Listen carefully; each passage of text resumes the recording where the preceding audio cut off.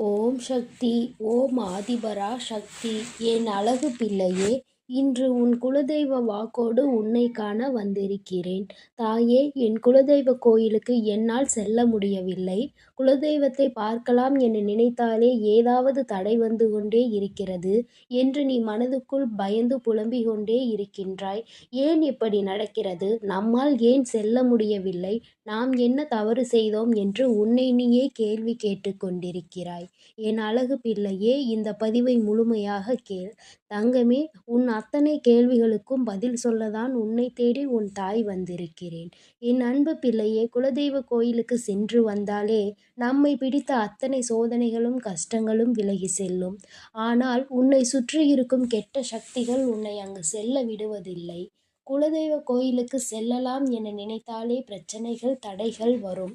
என் அன்பு பிள்ளையே, குலதெய்வ கோயிலுக்கு வருடத்தில் ஒரு முறை அல்லது 2 முறை சென்று விட்டு வரலாம். இப்படி சென்று வந்தால் குடும்பத்தில் நல்ல விஷயங்கள், நீண்ட நாளாக தடைபட்ட விஷயங்கள் அனைத்தும் நல்லபடியாக நடந்து முடியும். குடும்பத்தை ஆட்டி படைக்கும் அத்தனை விஷயங்களும் உன்னை விட்டும் உன் குடும்பத்தை விட்டும் விலகும். என் செல்லமே, உன் கவலைகள் தீர்வதற்காகத்தான் நான் உனக்கான வேலைகளை செய்து கொண்டிருக்கிறேன். உன் மனம்தான் அதற்கு ஒத்துழைக்காமல் மீண்டும் மீண்டும் கவலைகளை பற்றியே நினைத்து கொண்டிருக்கிறது. நான் உனக்கு பலமுறை சொல்லியிருக்கிறேன். நீ எதை பற்றியும் யோசிக்கிறாயோ, நீ எதை பற்றி நினைத்து கொண்டே இருக்கின்றாயோ அதுதான் உன் வாழ்க்கையில் நடக்கும் என்று. என் தங்கமே, இந்த பிரச்சனைகள் உன் தாய்க்கு ஒரு பெரிய விஷயமே அல்ல. இதை நான் சரி செய்வேன் என்று என்னிடத்தில் அதை ஒப்படைத்துவிட்டு அதை பற்றி எல்லாம் யோசிப்பதை முதலில் நிறுத்திவிடு. உன்னுடைய அனைத்து பிரச்சனைகளையும் கவலைகளையும் உன் தாய் நான் தீர்த்து வைக்கிறேன்.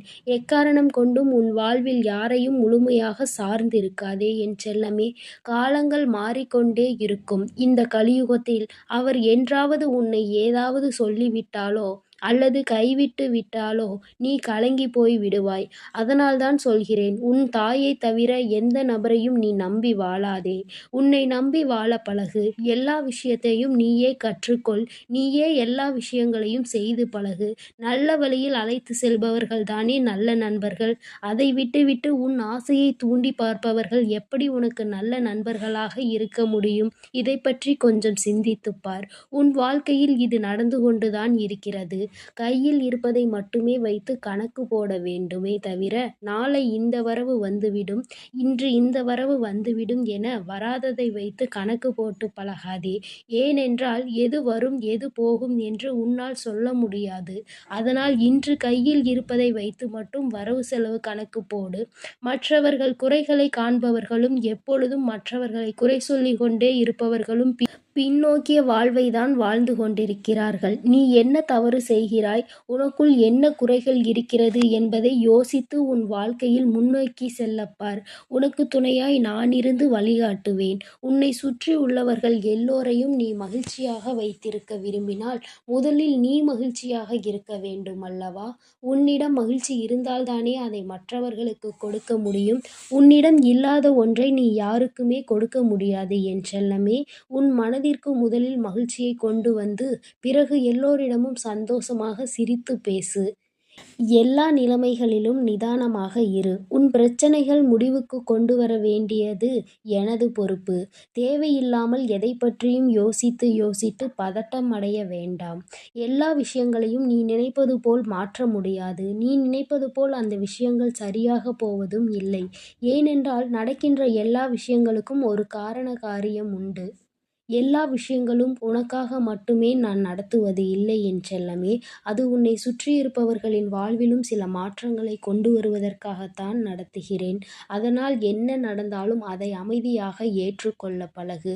உன் விருப்பத்தை நீ என்னிடம் சொல்லிவிட்டாய் அல்லவா?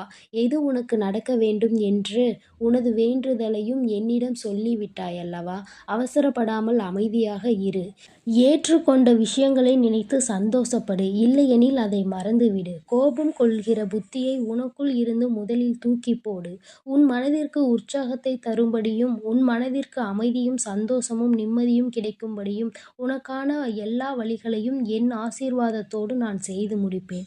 நீ மற்றவர்களுக்கு என்ன செய்கின்றாயோ அதுதான் உன்னிடம் வந்து சேரும். நீ மற்றவர்களுக்கு செய்தது உதவியாக இருந்தாலும் சரி அல்லது துரோகமாக இருந்தாலும் சரி, நீ யாருக்கு என்ன கொடுக்கிறாயோ அது வேறு ரூபத்தில் வேறொரு உருவத்தில் இன்னொருவர் மூலமாக உன்னிடம் வந்து சேரும் என்பதை நினைவில் கொண்டு, உதவி செய்யவில்லை என்றாலும் பரவாயில்லை, துரோகம் செய்வதை முதலில் நிறுத்திவிடு. எப்பொழுதும் நீ சந்தோஷமாக நிம்மதியாக வாழ வேண்டும் என்பதற்காகத்தான் சொல்கிறேன். என் செல்லமே, நீ துரோகம் செய்பவள் கிடையாது. தீய எண்ணமும் துரோக குணமும் உன் குணமாக இருக்கவில்லை. இருந்தாலும் மற்றவர்கள் உனக்கு அதை செய்து விட்டார்களே என்று கோபப்பட்டு ஆவேசப்பட்டு பழிக்கு பழி வாங்க நினைக்கின்றாய். யார் என்ன வேண்டுமானாலும் செய்துவிட்டு போகட்டும். நீ ஏன் அதை பெரிதாக எடுத்துக்கொள்கிறாய்? அன்பை கொண்டு அனைவரையும் நீ வெல்ல நினைத்தால் நிச்சயமாக எல்லோரும் உன்னிடம் தோற்று போவார்கள். அந்த அளவிற்கு எல்லோரும் பாகுபாடில்லாமல் அன்பை கொடு.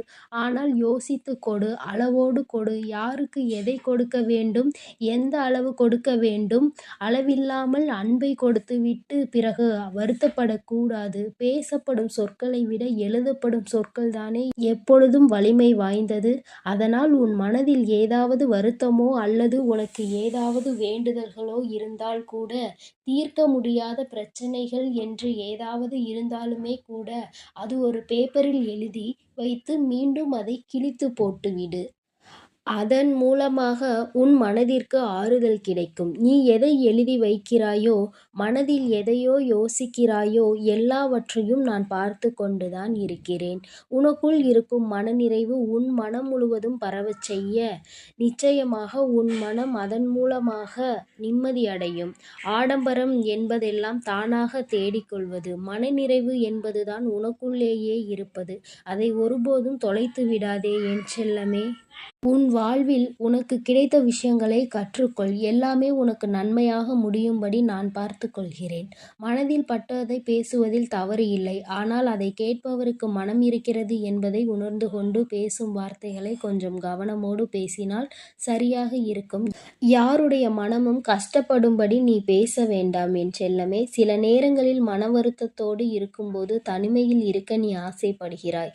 தனிமை ஒருவனை உருவாக்கவும் செய்யும், அதே சமயம் உருகுலைக்கவும் செய்யும் என்பதை மறவாதே. தனிமையை கையாளும் விதம்தான் முக்கியம். தனிமையில் இருக்கும்போது மன உறுதி கொண்டு வா, தன்னம்பிக்கையை கொண்டு வா. உன் வேண்டுதலை நிச்சயம் நான் நிறைவேற்றி தருவேன். அதனால் நீ எதை நினைத்தும் கலங்க வேண்டாம். என் அன்பு பிள்ளையே, நீ உன் குலதெய்வத்தை மனதார வணங்கி, தாயே, நான் உன்னை காண வர வேண்டும், என்னை சுற்றியுள்ள தடைகள் எல்லாம் விலக வேண்டும் என மனதார வேண்டி ஒரு எலுமிச்சம்பழ பழத்தையும் 101 ரூபாயையும் மஞ்சள் துணியில் முடிந்து பூஜை அறையில் வைத்துவிடு. அடுத்த 3 மாதத்தில் நிச்சயமாக உன்னால் எந்த தடையும் இன்றி குலதெய்வ கோயிலுக்கு செல்ல முடியும். என் அன்பு பிள்ளையே, நான் சொல்வதை நீ செய்தால் போதும். உன்னுடைய அத்தனை தவறுகளும் உன்னுடைய அத்தனை பாவங்களும் உன் குலதெய்வத்தால் மன்னிக்கப்படும். நீ நல்லதையே நினைத்தால் எப்பொழுதும் உன் வாழ்வில் உனக்கு நல்லது மட்டுமே நடக்கும். என் அன்பு குழந்தையே, நீ இனி எதற்காகவும் கலங்க வேண்டாம். எதை நினைத்தும் பயப்பட வேண்டாம். உன்னோடு நானும் உன் குலதெய்வமும் இருந்து உன்னை வழிநடத்தி செல்கிறோம். ஓம் சக்தி. ஓம் ஆதிபரா சக்தி.